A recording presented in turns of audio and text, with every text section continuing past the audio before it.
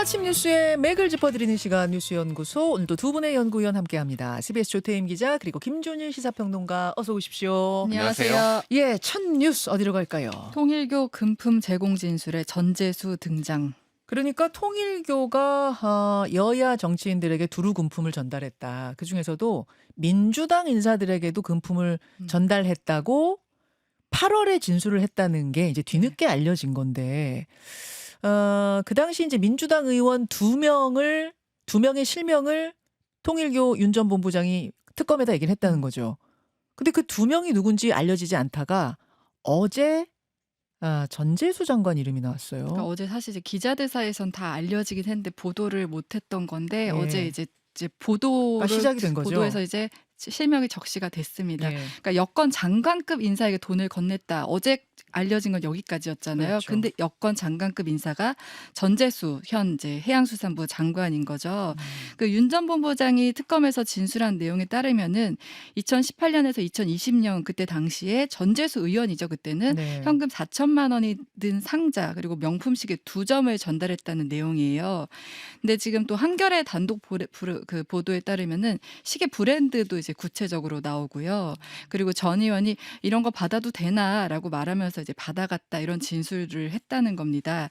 그 통일교 내부 보고 문건 그 한학자 특별 보고라는 게 있는데 네. 그게 2018년 9월 10일에 작성된 그 한학자 특별 보고에는 전 의원이 통일교 행사에 참석해서 축사를 했고 또 그 교단 현안에 협조하기로 했다 이런 내용도 이제 이 한학자 특별 보고에 담겨 있다는 거예요. 그럼 그 문건도 지금 확보가 된 거예요? 네, 맞습니다. 근데 어. 요 시기가 이제 그 금품을 받은 시기와도 또 일치하는 시기입니다.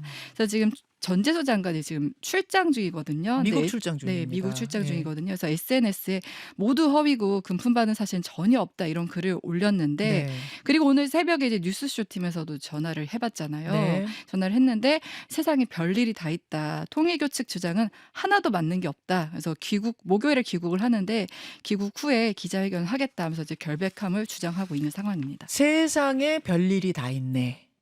요것이 전재수 장관의 워딩 그대로입니다. 세상에 별일이 다 있네. 자, 이제 이런 상황인데요. 어제가 보도가 일제히 쏟아져 네. 나왔는데 한학자 총재에게, 통일교 한학자 총재에게 경배를 한 정치인들이 최소 16명이다. 이런 보도도 있었어요. 네, 이것도 이제 윤 전 본부장이 특검에서 진술한 내용인데 한학자 총재를 찾아온 여야 정치인이 최소한 16명이라고 진술을 했다는 거예요. 예. 그래서 그 한학자 총재에게 절을 하는 일종의 그런 경배 의식을 했다는 거죠. 근데 이 16명의 금품이 다 전달된 건 아니고 뭐 일부는 받았고 일부는 받지 않았다고 합니다. 그러니까 경배 의식이란 걸 한 사람은 16이고 네. 그 16이 다 금품을 받았다는 건 아니고 네, 네. 받은 사람도 있고 안 받은 사람도 있다. 네, 맞습니다. 그러니까 지금 통일교 쪽에서 대선을 앞두고 여야 가리지 않고 일종의 보험을 들었다고 볼 수 있고 그 권성동 의원 관련한 의혹이 터졌을 때 국민의힘 쪽에서 얘기했던 게 이거 국민의힘만 비단 있겠냐. 대선 앞두고 양쪽에 다 했을 거다 이런 얘기는 있었거든요. 양쪽에 보험 다 들었을 거다. 네, 그런 얘기는 있었는데 실제로 지금 뭐 특검 진술한 내용만 따랐을 때는 이제 이 양쪽에 다 이제 줄을 댔다 이렇게 볼 수 있고요. 그리고 또 통일교 내부에서 문건을 작성한 게 있는데 거기에는 이재명 대통령 당시에 이제 대표잖아요. 네. 대표 최측근과도 이제 접촉해야 한다 이런 취지의 글도 써 있었다고 해요. 근데 실제로 접촉이 이뤄졌는지 이 부분은 지금 확인되지 않았고요. 네. 그리고 또 조선일보 단독을 보면은 그 대선을 앞두고 민주당과 접촉면을 늘리면서 문재인 정부 라인과 또 이재명 대표 쪽 라인을 구분해서 이제 접근을 시도했다 이런 내용도 있습니다. 굉장히 구체적으로 전방위적으로 이뤄졌다. 이런 걸 알 수 있습니다. 근데 실제로 만났는지는 알 수 없는 거고요. 그런 시도를 네. 했다는 건 알 수 있습니다. 그러니까 이 문건대로라면은 상당히 꼼꼼하게 여러 갈래로 보험을 들었다든지 이런 얘기가 되는 거예요. 네, 맞습니다. 물론 실제로 진짜 돈이 건네갔는지 어땠는지는 이제 수사를 통해서 밝혀봐야 할 텐데 앞으로 어떻게 수사가 진행됩니까? 그 지금 이제 지적이 되는 게 왜 특검팀이 이 진술을 확보하고도 조사를 안 했냐 이 지점이잖아요. 그래서 네. 특검팀 주장은 이 수사 대상을 김건희 윤석열 전 대통령 관련 의혹으로 한정했기 때문인데 근데 계속 이제 수사 보고서를 만들었고 그 윤 전 본부장 그 진술에 대해서 확인 날인까지 받았다는 거예요. 그래서 남은 수사는 이제 어제 경찰청 국가수사본부로 이첩을 해서 네. 이제 국수본에서 이 사건을 맡게 됩니다. 진술을 한 건 8월이고 음. 그 당시 진술 조서에 쓰진 않았지만 조사 보고서라는 것을 네, 수사 썼다. 보고서. 네. 수사 보고서. 그걸 나눠 쓴 이유는 뭐예요? 왜 진술에 쓰지 않았어요? 그러니까 아까 말씀드린 것처럼 이제 대상이 아니었기 대상이 때문에 아니라고 특검 네, 판단했다. 그래서 그리고 오늘 윤 전 본부장 결심 공판이 있어요. 그래서 예. 최후 진술에서 이 지금까지 나온 내용들을 좀 구체적으로 폭로를 할지 이런 부분은 좀 오늘 집중해봐야 될 것 같습니다. 윤 전 본부장이 12월 5일 그러니까 지난주 공판에 나와서 이 발언을 공개하면서 음. 이런 게 있었던 거야? 근데 왜 수사가 아직 안 됐지? 이렇게 되면서 얘기가 사실 알려진 거잖아요. 네, 그러면서 지금 보도들이 쏟아지고 있는 예, 상황이죠. 근데 오늘 이제 최종 결심 공판이 있다고 하니까 오늘 이제 어떤 진술을 해야 될지 그게 좀 주목이 되고 오늘 있는. 더 폭로를 할지 네. 어떨지. 그래서 오늘 공판이 주목이 되는 맞습니다. 거군요. 알겠습니다. 김준일 평론가. 네. 예, 돌아가는 상황 어떻게 보셨어요? 일단 진술이 매우 이제 구체적이에요. 그래서 뭐 전재수 의원 뭐 개인적으로도 약간 아는 분이고, 네. 그러니까 좀 안 믿어집니다. 안 믿어지는데 그거랑 별개 없이 제가 그동안 개인적으로 알았던 많은 분들이 다 처음에는 아니라고 했다가 나중에는 다 밝혀진 게 너무 많아서 뭐 이게 이런 주장이 나왔을 때 이거는 일단은 중립기여. 예, 중립기여기도 하고 그냥 아무것도 100% 아무것도 없는데 그러면 통일교가 완전히 이거를 조작을 했겠냐. 뭐 게다가 이제 축사를 2018년에 했다라는 거잖아요. 뭐 그 축사를 한 것과 돈을 받은 거는 전혀 별개의 문제긴 하지만은 그러면은 전재수 장관이 와서 이제 귀국을 하면은 그때 당시에 동선이라든지 상황이라든지 이런 네네. 거를 좀 구체적으로 소명을 해야 될 필요가 있겠다. 이런 생각이 들고요. 지금 다 그런 동선들을 좀 맞춰보고 있지 않을까요? 다 예. 스케줄이 행적이 적혀 있을 테니까. 예, 예. 그래서 이제 뭐 통일교 어제 이제 이재명 대통령은 종교단체도 헌법 법률 위반하면 해산시켜야 이 얘기를 했는데 이미 일주일 전에 한번 했었고 예. 다시 이 얘기를 했어요. 국무회의에서 종교단체도 어떤 위법적인 행동을 하면 해산시켜야 된다는 발언을 2주 연속으로 한 것도 좀 이례적이죠. 2주 연속 한 것도 이례적이고 하필이면 이제 이 민주당에서 이 수수 의혹, 금품 수수 의혹이 나온 상황에서 이 얘기를 하니 뭐 국민의힘이나 뭐 한동훈 전 대표나 이런 사람들은 지금 협박하냐 지금 오늘 아. 공판에서 아무 말 하지 말라고 협박하는 거냐? 예, 뭐 이런 식의 이제 뭐 반박과 뭐 이런 어허. 지적들이 좀 나왔습니다. 그래서 대통령이 굳이 이 얘기를 지금 해야 되냐 뭐 그런 지적들도 나와요. 그러니까 정무적으로도 왜냐하면 오해를 받을 수도 있는 거죠. 야당 입장에서는 그런 얘기 할 수가 있는 거고 그러면은 이 공판이 끝나고 나서 하든지 수사가 이제 끝나고 나서 하든지 그런데 여러모로 하여간 대통령의 소신일 수는 있겠지만은 뭐 그런 것들을 지적을 한 거고 지금 과거에 뭐 이거 같은 경우에는 예전에 신천지가 네. 서울시 그러니까 방역법 위반했다고 서울시가 법인을 해산한 적이 있는데 코로나 때. 예, 코로나 예, 때 예. 행정소송에서 이겼어요 신천지가. 그럼 일본하고는 좀 다릅니다. 일본은 종교법인법 이런 게 따로 있고 거기에 해산을 할 수 있는 사유가 따로 적혀 있어요. 그러니까 법으로 그 근거가 있기 때문에 예전에 1995년에 옴진리교가 1호로 해산이 됐고 네. 통일교가 세 번째 해산된 거예요. 그러니까 그런 전례들이 있고 법도 있고 따로 있는데 우리나라는 민법상으로 되어 있기 때문에 그러니까 잘못을 한 건 맞는데 네. 예를 들면 벌금을 부과한다든지 이런 예. 거지 이거를 해산할 수 있는 것까지 가능하냐에 대해서는 이제 법정 소송으로 가야 되는 그런 상황이에요. 그러니까. 예. 뭐 그렇게 되는 거군요. 예. 그러니까 잘못하면 처벌은 하는데 처벌은 하되 해산까지 시킬 수 있느냐는 지금 갑론을박이 있는 거예요. 뭐 전례로 봤을 때는 우리나라는 쉽지 않다. 따로 뭐 별도로 뭐 이 종교와 관련해서 예, 법을 예. 만들어서 해산 이런 거로 해산할 수 있다처럼 일본처럼 만들든지 뭐 고려해야 되는 상황인 것 같고요. 지금 어쨌든 어제도 뭐 뉴스연구소 얘기했지만은 특검의 신뢰도가 많이 문제가 생겼고 오늘 그러니까 지금 이 쟁점이 예, 두 가지인 것 같더라고요. 예. 진짜로 민주당도 그 통일교로부터 금품을 받은 거야? 아닌 거야? 요게 하나 있는가 하면 근데 특검이 8월에 이 진술 확보했는데 왜 이 부분은 조사하지 않았어? 그건 맞는 거야? 틀리는 거야? 이게 쟁점이 나눠지는 거죠. 그렇죠. 그래서 지금 매일경제가 이제 단독 보도를 했는데 통일교 유착에 대해서 민주당도 조사를 해야 된다고 특검의 수사팀이 보고를 했는데 예. 윗선에서 이거를 묵살했다. 아니면 윗선이 누구예요? 뭐 이제 지휘부겠죠. 특검 특검의 지도부. 예. 그러니까 특검 내부에서 그러니까 예. 수사팀과 근데 이게 처음에 특검에서 브리핑을 한 거는 수사 대상이 아니라는 점은 비교적 명확하고 수사팀부터 모두 이견이 전혀 없었던 것으로 알고 있다. 이렇게 얘기를 했는데 예. 실제는 이견이 있었다라는 거예요. 그러니까 이거 수사를 해야 된다. 그러면 이게 왜 못하게 이게 뭐 이제 사실 여부도 좀 봐야 되겠지만은 왜 못하게 막았느냐. 그러면 정권의 눈치를 본 거냐.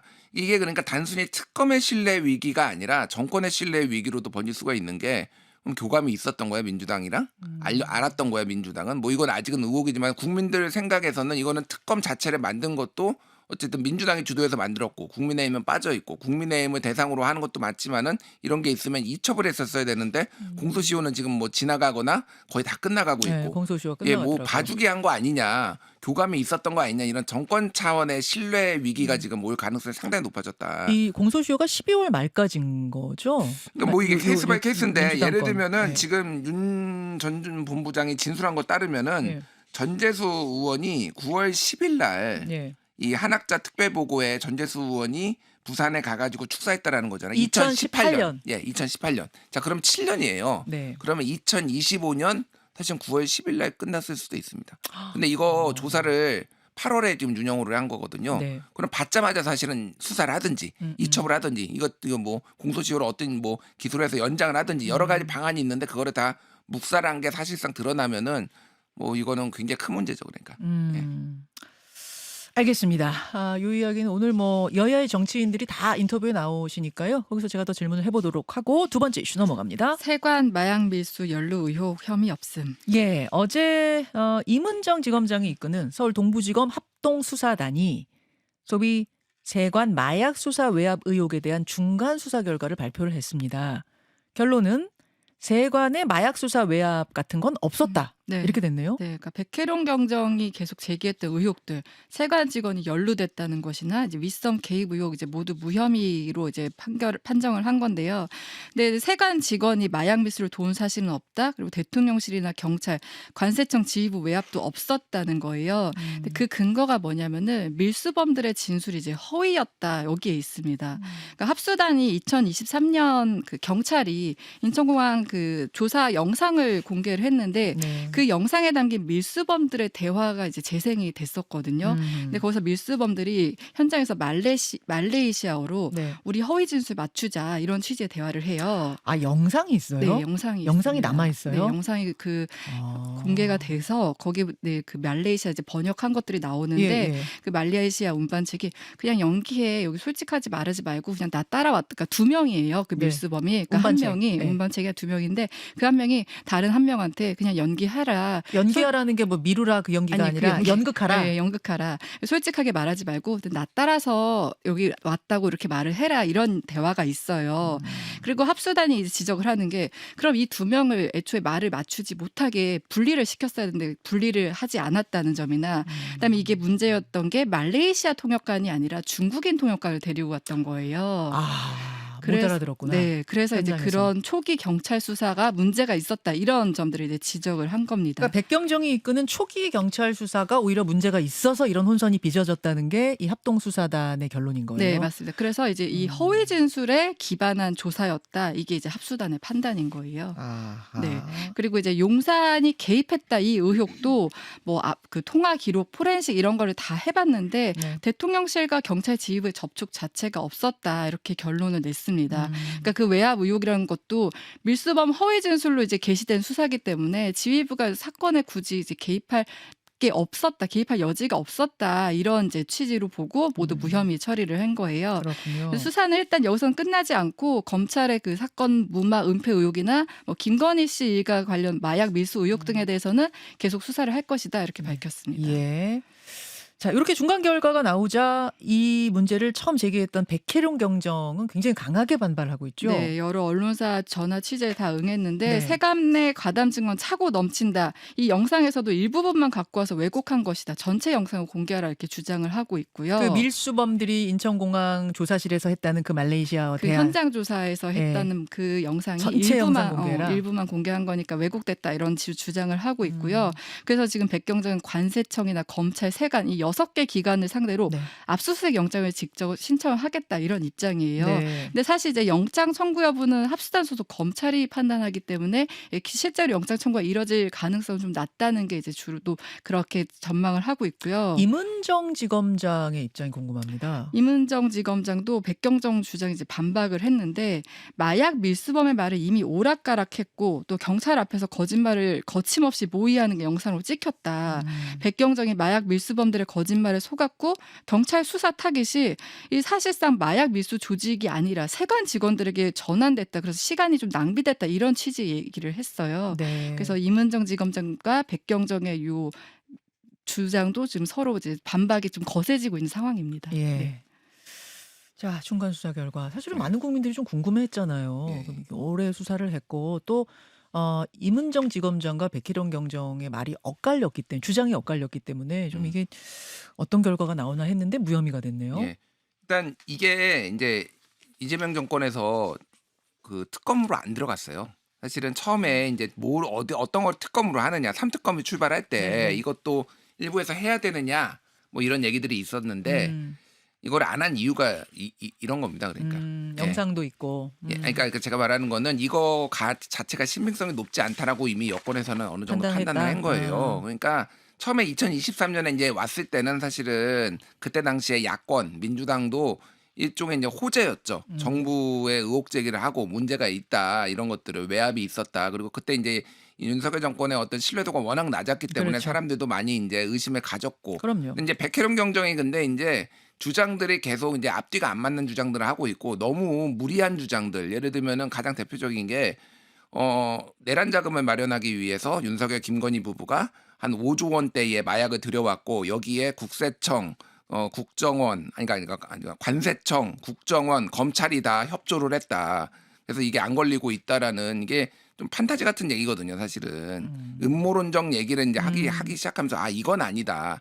그래서 이제 대통령이 이거를 이제 백혜룡을 여기에 수사단에 합류시킨 것도 그러니까 대통령도 그러면은 지금 이런 음모론적 얘기를 믿는 거냐 이런 얘기가 한쪽에 있었고 사실은 사람들이 웬만해서는 수사에도 안 믿으니까 백혜룡 당신이 가서 직접 해봐라. 결자해라. 그리고 이거를 한 것도 임은정의 동부지검이에요. 다른 검찰이 하면 안 믿을 것 같으니까 임은정의 동부진거. 근데 지금 임은정이 했어도 뭐 소위 말해서 친 이재명 정부 성향의 임은정 임은정이 검사장. 했어도 이건 검찰이 조작한 거다라고 지금 믿는 강경 민주당 지지자들이 많거든요. 아직도 여전히 많아요. 결론은 못 믿겠다. 예, 여전히 못 믿겠다라는 거예요. 그래서 이 문제가 참 곤란해졌다 이 생각이 드는데 어쨌든 이게 정치권도 좀 조심해야 된다. 전 그 생각이 들어요. 그러니까 음모론자들한테 마이크를 쥐어주면 안 된다라는 게 기본적인 건데 너무 이 사람들 계속 키워왔다 지금 민주당이 그 생각이 듭니다. 자, 중간 수사 결과 브리핑 내용들 정리해드렸고요. 세 번째 이슈 넘어갈까요? 1인 가구 처음으로 800만 돌파. 지난해 우리나라 전체 가구 중에 1인 가구, 그러니까 혼자 사는 가구의 비중이 36.1%. 네. 와, 3분의 1을 넘어서네요. 네, 지금 처음으로 800만 가구를 돌파를 한 거고요. 예. 그리고 말씀하신 것처럼 비중은 36.1%로 그 가구별 수를 봤을 때 1인 가구가 가장 많습니다. 예. 2인 가구는 29%, 3인 가구가 18%, 4인 가구가 제일 적어요. 16% 정도예요. 이 순서대로 1, 2, 3, 4예요. 그러니까 정말 1인 가구, 2인 가구 이렇게 예. 적은 가구 수가 대세라고 볼 수 있는데요. 예. 이 자료는 국가데이터처가 발표한 2025 통계를 보는 1인 가구 요 자료에 따른 거예요. 이 지난해 기준 1인 가구는 804만 5천 가구인데 요 1인 가구가 차지하는 비중이 꾸준히 증가를 했습니다. 네. 예를 들면 2019년에는 30%였거든요. 근데 지금 36%까지 오른 거니까 매해 이제 꾸준히 늘어나고 있는데요. 네. 근데 이제 1인 가구가 늘어나고 있다는 거는 약간 심리적인 것도 좀 봐야 되는데 그 도움을 받을 수 있는 사람이 적다고 느끼고 외로움도 더 많이 호소를 한다고 해요. 그래서 평소 자주 또는 이제 가끔 외롭다 응답이 49%에 이르러요. 1인 가구 분들한테 조사를 하니까 네. 근데 이게- 자주 외로우세요? 어떤 절반이 그래요. 근데 같이 살아도 외롭고 다 그런 거 아니에요? 혼자 살아서 외로운 거는 아니실 텐데. 그렇죠. 네, 근데 이게 수치로도 좀 비교가 되는 게 전체 가구 수에서 외롭다 느낀다 이 답이 38%거든요. 근데 예. 1인 가구는 49%니까 10% 포인트 더 확실히 높게 높긴 높네요. 나왔습니다. 예. 그리고 1인 가구들이 이제 여가 시간에 뭐 하냐 했는데 좀 정적인 활동들을 많이 하더라고요. 동영상 콘텐츠 시청이 75%로 가장 높게 나왔습니다. 네. 그리고 또 외롭다 느낄 때는 이제 몸이 아플 때, 이때 이제 69%가 몸이 아플 때라고 했고요. 요새 1인 가구가 많다 보니까 좀 새로운 트렌드가 나오는 게 초소형 음식물 쓰레기 봉투가 등장을 했는데 그게 0.6리터라고 해요. 0.6리터짜리 네, 지금 봉투. 이제 작은 게 1리터잖아요. 맞아요. 그거보다 더 작은 게 나온 거고 1인 가구다 보니까 이제 음식물 같은 거 많이 남잖아요. 그래서 네. 편의점 같은 데는 1인 가구용 이제 소포장, 1인용 회, 뭐 1인용 치킨 이런 것들이 있다고 합니다. 네. 그 배달 플랫폼에도 1인용만 시킬 수 있는 메뉴들이 상당히 많아졌어요. 그런 가게들이 상당히 많아졌더라고요. 워낙 이제 많이 남으니까요. 네. 이런 수치를 반영하는 거네요. 김준일 평론가. 예, 그렇죠? 뭐 1인 가구만 외롭지 않고 저도 외로운데요. 1인 가구처럼 우리 살아서. 청취자분 중에 한 분은 예. 이런 댓글 보내셨어요. 외롭긴요. 혼자면 얼마나 편하세요. 예. 자, 그러면 어디가 제 1인구가 많으냐? 어떤 인구가 네. 지금 70대 이상이 제일 많아요. 예, 역시, 지금 예. 통계청 노인분들. 근데 원래는 2023년 이전까지는 20대가 제일 많았어요. 아, 근데 혼자 사는 20대가. 예, 그런데 이게 2023년부터 역전돼 가지고 지금은 70대가 제일 많다. 그게 왜냐하면 노령 인구 풀 자체가 크니까. 그러니까요. 그쵸? 예, 70세 이상 비율이 19.8%로 전체에 제일 높았고 그다음에 29세 이하가 17.8%로 2위를 기록했는데 문제는 이제 소위 말하는 독거노인들이 노는데 우리나라 OECD 그 노인 빈곤율이 OECD 국가 중에서 1위거든요. 40%로. OECD는 대충 한 15%로 2.5배가 넘습니다. 그러니까 그래서 국민 기초생활보장 수급 예. 1인 가구가 전체 수급 가구의 74.2%예요. 그러니까 여기에 지금 복지 비용이 다 나가고 있다. 그래서 정부 차원 단순히 1인 가구의 문제가 아니라 네. 지금 혼자서 빈곤을 감당해야 되는 이거를 정부 차원에서 대책을 좀 마련해야 그러네요. 된다. 그러니까 통합 돌봄 뭐 이런 거 지금 국가에서 한다고 하잖아. 여러 가지 종합적인 대책이 좀 필요한 상황입니다. 아까 그 혼자 사니까 편하지 뭐가 외롭냐 하신 우리 그 댓글이 있었는데 그건 젊은 사람들에겐 그게 해당될 수 있는데 이 어르신들이 많다는 이야기는 전혀 또 다른 차원의 얘기를 한 거 안전망이 필요해 보입니다. 수고하셨습니다. 감사합니다.